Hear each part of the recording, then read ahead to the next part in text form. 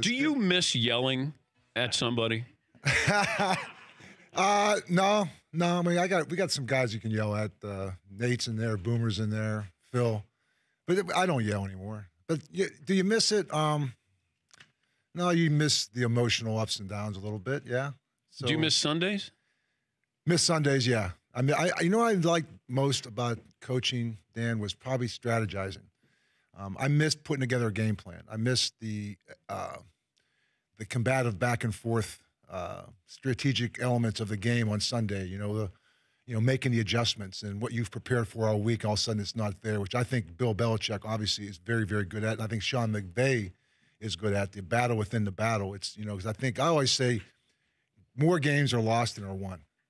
And losing a game sometimes it's a case of not acclimating to your opponent and being able to be flexible enough in your thinking and what you've put in to be able to acclimate to a matchup that all of a sudden, wow, I thought we could win this. We can't win this. How do we protect them? Or all of a sudden I see something I can exploit.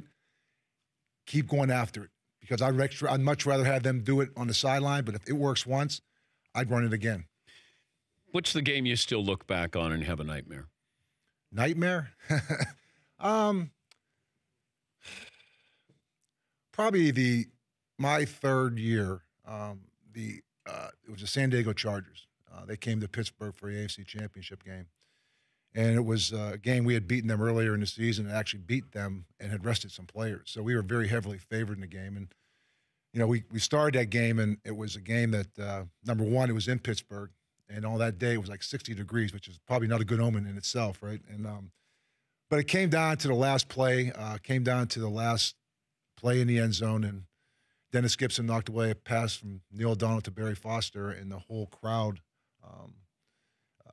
just went silent.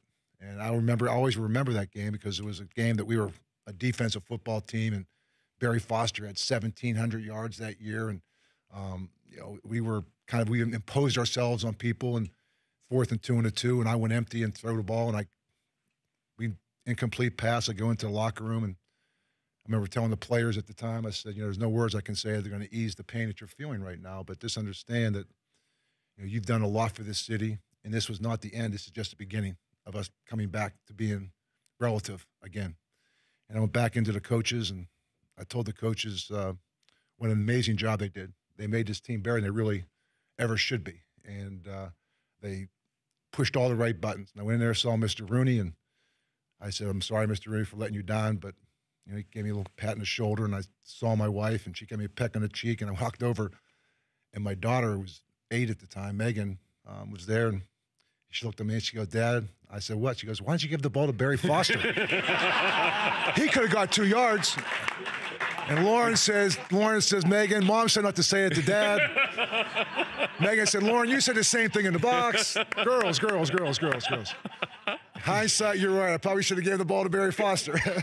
Do you think Pete Carroll faced that same kind of interrogation with his family? Yeah, well, yeah. I mean, I think that the thing that happens in these games is you do reflect. You reflect. But you outthink if that was a regular season game, would you have made the same call? Yes. Okay. Yes. Yeah. I've never second-guessed a call, but you get reflective as to why you did it. And I think if you prepare, the biggest thing is just move on from it. You make a decision, and I've said that to players before after a season. Listen, I want you here. We probably can't keep you or give you what you want. And you're going to have to make a monetary decision what the value is to being a part of something special. But, if you decide to go, don't look back. Don't look back, because I think if you put thought into something, you put preparation into something, whatever happens, it was meant to happen. For more Dan Patrick Show, tune to Audience Channel 239 on DirecTV or download the Dan Patrick Show app.